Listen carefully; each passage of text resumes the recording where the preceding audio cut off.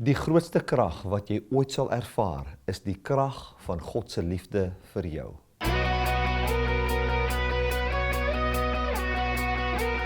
Die evangelie van Jesus Christus gaan nie oor jou liefde vir God nie, maar oor God se liefde vir jou.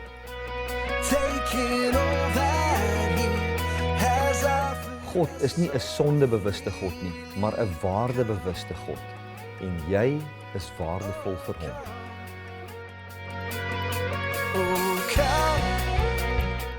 Die volgende program is gefokus op God se liefde vir jou, waarin jy jou waarde kan ontdek en geniet. Well, good morning, everybody. Thank you again for slotting in. It's a great blessing for me to be speaking about being transformed by the mercy of God into a life of love. In this year, I would like to talk about the life of Christ manifesting in our lives. Now, many of us would think, when you think of a life manifesting in our lives, that it's going to be a burden. It is something that we will have to bear by our own ability. But the gospel, the kingdom of God, does not work like that. It is a result. It is a fruit. Just in the introduction part of the service, that those of you that watch it on YouTube later on don't see, I've just mentioned the Apostle Paul. The Apostle Paul was turned from a murderer to someone that did something in the kingdom of God, first by the Lord Jesus Christ appearing to him. And then after he realized and he said, well, you know, if I'm persecuting the church, I'm persecuting this man. He saw the Messiah, the one that was raised from the dead, that has a body that is part of him. There was a great revelation that came to the Apostle Paul in that appearing.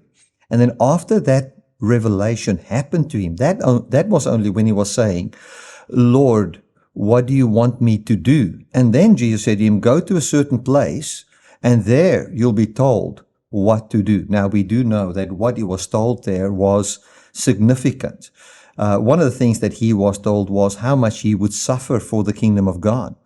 But do you think that you can have a message on how you need to suffer for the kingdom of God or go through difficult times outside of a hope and a life that would dwarf the suffering that you are beholding? Now, when he was seeing Jesus, he was seeing the resurrected Christ. He was seeing the end of what God is saying to each and every person. There's so much in that passage there. Now, I cannot but think along the lines of more that was said to Paul in that specific instance. I don't think it was the only words. That is just my opinion. Please don't quote me. I just think it's my opinion. Because if you look at Acts, there's so many things where it says, and Paul preached and he said, and then there is just one or two sentences, but we all know it was a 2-hour message, and that was just a summary. So I think that there's a great possibility that in that appearing, where it was said, Lord, what do you want me to do? Or who are you, Lord? And he says, I am Christ whom you are persecuting. That there was more, most probably more words than just those words. Now, again, I'm not saying it is not the case, but I do think, and the point that I want to stretch is that God would never try and tell you to do something without equipping you, empowering you to do that. If we look at Jesus and what he wanted Jesus to do, what did he do? He first wrote all the prophets. Look at the effort that the Father went through to get the man that is born from Mary to do what he needs to do. From Genesis, he has set documents together, recording his message from Genesis, prophesying unto the Messiah, saying that a young woman or a virgin will be pregnant. That would serve as a powerful sign of who the true Messiah is. And he would speak things like Psalm 40, go and look at Isaiah 40, and so many of the Psalms, all prophesying to the Messiah, to the point that's basically saying in the fullness or in the volume of the book, it's written of me. And we find this ground of preparation which makes it possible for Jesus to be obedient and makes it possible for Jesus to do what he needs to do. Then, after all of that, the scriptures and everything that takes place, the Father anoints Jesus. God anoints Jesus with the Holy Spirit. And what does the Spirit of God do? The Spirit of God is received by those who believe upon the Father as the empowerment to do. So we can basically then say everything that Jesus done, we can agree with Jesus, where Jesus said, the works I do is not I who do it, but it is the Father doing these works. We can agree with Acts with the apostles, which says that God did mighty works in Jesus. Now, when Jesus was going about, people would say, Jesus are doing the mighty works. Jesus are doing all these things. But when we look at the apostles interpreting everything, they said, this is the Father working in Jesus. So what I want to say in this introduction is that when in this year to come, we talk about the fruit, the result, the effect of the kingdom of God, the effect of the Father in your life, the good works that is manifesting in us and that will manifest in us, it is definitely not from the perspective of a list of rules on what we need to do. It's from the perspective of and the understanding of being empowered by God. That is what we need to see. So with that in mind, I'm going to just recap on what we said last week. We read from Colossians chapter 2, Ephesians chapter 1, 2 Corinthians chapter 18, and then I brought in Romans, where we're talking about the fruit now in Romans chapter 12, a transformed life. But we cannot do that without the foundation. And the foundation is simple. And let us look at this foundation in the life of Jesus. And this is Colossians 2 and verse 9. It says in Colossians 2 and verse 9, for in him dwells all the fullness of the Godhead bodily. For in him dwells all the fullness of the Godhead. That word Godhead is also the word deity. Or we can basically say what it means to be God. It dwells in him bodily. Now, one can now say the physical bodily man of Jesus is God, or it can also mean, and I think this is what Paul tries to say through this, he is saying that the fullness of what it means to be God, and we've expounded on this last week, is seen in the body of Jesus. So if you ask yourself the question, what would it look like for the fullness of deity to be what it is in my life? Then it would be the resurrected Jesus, wherein when we behold the resurrected Jesus, we are saying we are seeing the fullness of God bodily. The message that God has for us, and we're going to look at that a little bit later when we touch on 2 Corinthians 3. The message that he has for us is spoken through the Son after he raised him from the dead.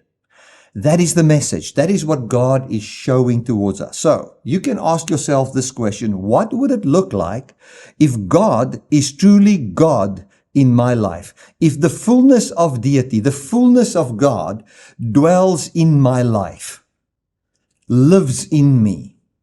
You can look at Jesus. The fullness of deity dwells in him bodily, and as we are in him, we are filled with the fullness of what God can do in a human being. That is what verse 10 says. It says, and you are complete in him. Since the fullness of God's working is manifested in Jesus bodily, that's referring to the resurrection. It says, in the very same way, we are complete in the fact that God has done his full work that only God can do in the body of Jesus, putting him as ruler over our lives, wherein we in him are set free from all powers and authorities and whatsoever was dictating our lives in this world. We are now under the rule and the power of deity. We are now under the rule and the power of what God can accomplish in a human body. That is what this is all about. So I would say the context of this verse, when it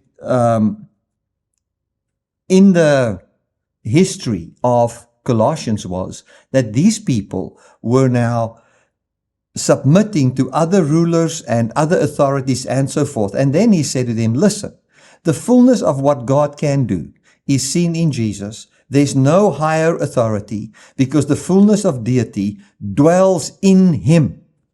So we find the fullness of deity came and dwelled in this man Jesus that was born of Mary.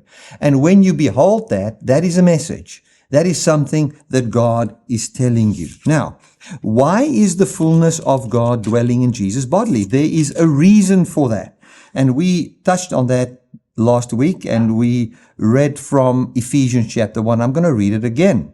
It says, let me read from verse 17. He says, and this is his prayer. It says, I pray that the God and the Father of Jesus Christ,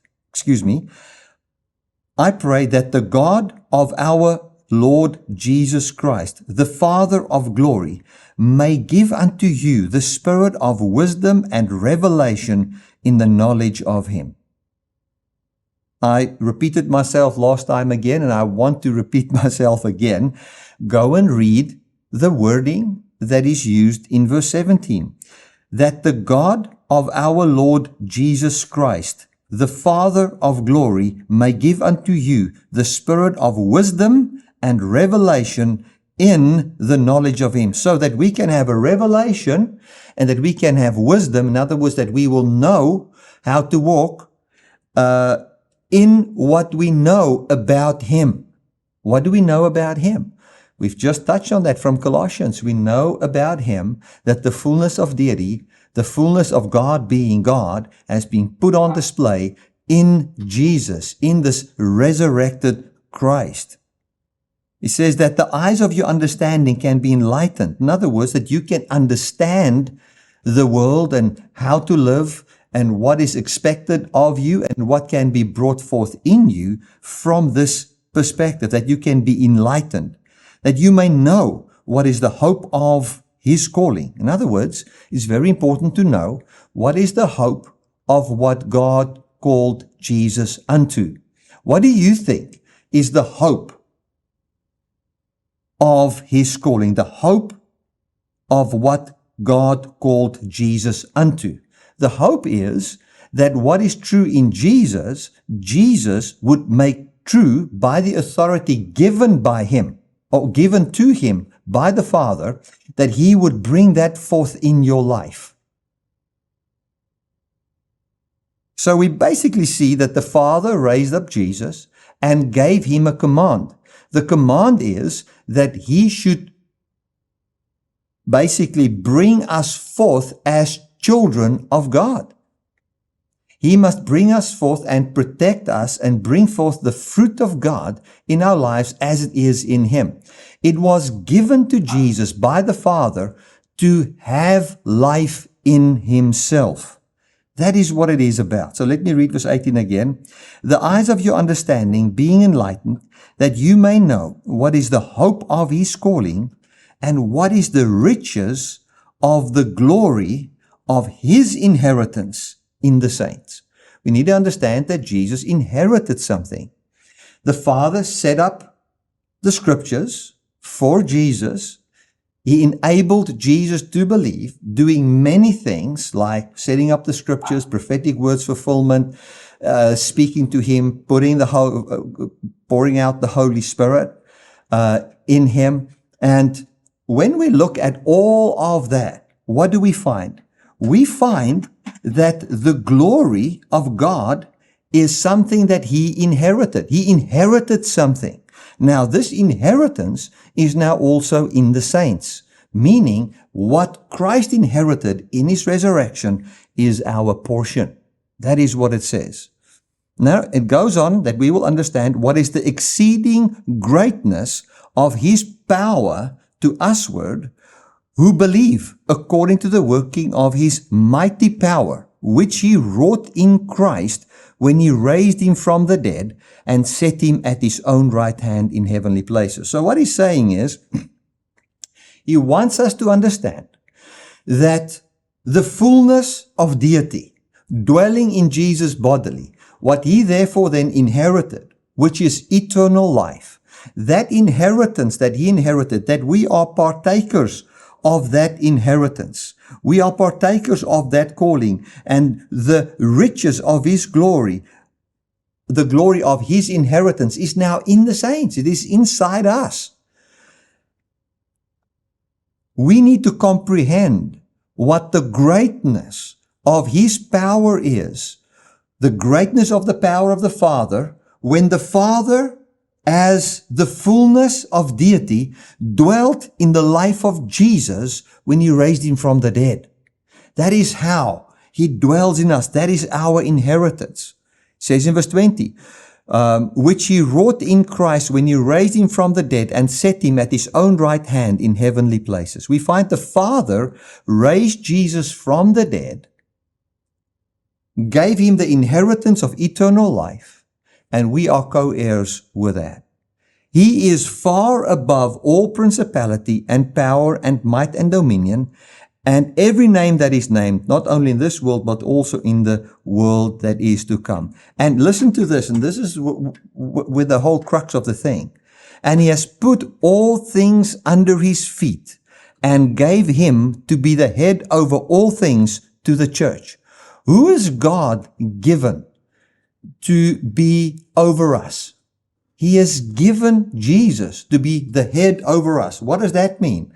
That what is in him, Jesus will see that it dwells in us. He's given us him to the church. And then the crux of it all, verse 23, which is his body, the church is his body. We are the fullness of him that fills all in all. In other words, the fullness of God is in Jesus bodily, but the fullness of the whole idea of God being bodily manifesting himself in, or God manifesting himself in the body of Jesus, where we see the fullness of deity in the body of Jesus, the fullness of that, the reason why all of that is there is us. Let me read it. And he has put all things under his feet, and he has given him to be the head over all things, to be all things to the church, which is the body, the fullness of him that fills all in all.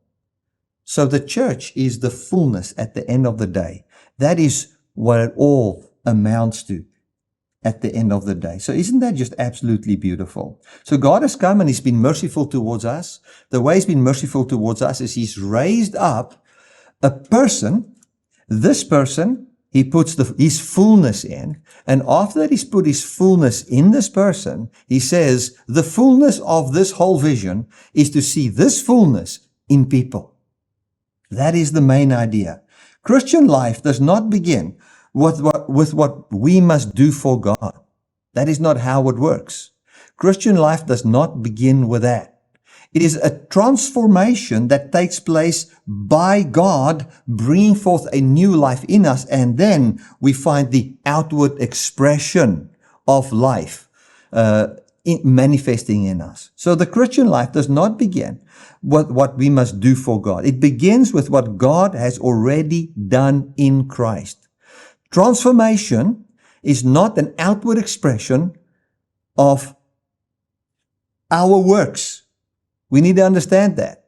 Transformation is an outward expression of a life that we've already received and that we are filled with, where we find deity start to manifest in our lives through Jesus Christ. Isn't that just absolutely powerful? Let's go to 2 Corinthians 3:18.